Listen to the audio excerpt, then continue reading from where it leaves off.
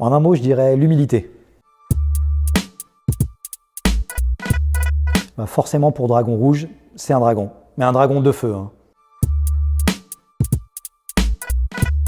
Le point commun entre la France et la Chine, c'est vraiment cet attachement à la culture. Et on pense, en tout cas nous chez Dragon Rouge, que c'est hyper important de respecter la culture chinoise. Quand on a travaillé pour l'édition limitée Johnnie Walker pour le Nouvel An chinois, donc on a dû trouver un élément qui exprime justement ce keep walking, cet élément en fait d'avancée pour la marque.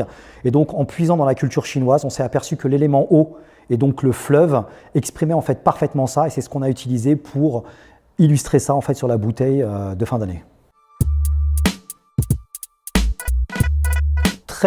Très en avance.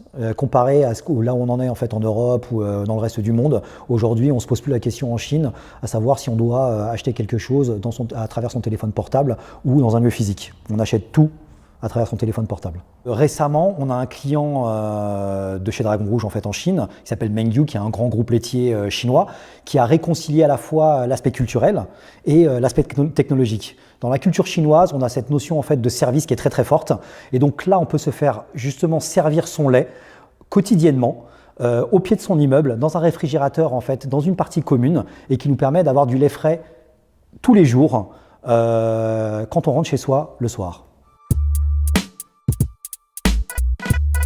Casse-tête ou pas, je sais pas. En tout cas, si on respecte certaines règles en fait, d'humilité, si on respecte la culture chinoise, je pense qu'à un moment on peut y arriver et que ça soit beaucoup plus fluide. Comme je dis à chaque fois, c'est comme rentrer dans une pièce complètement noire. À un moment donné, on n'y voit rien. Mais après quelques minutes, notre œil s'habitue en fait à l'obscurité et on y voit beaucoup plus clair.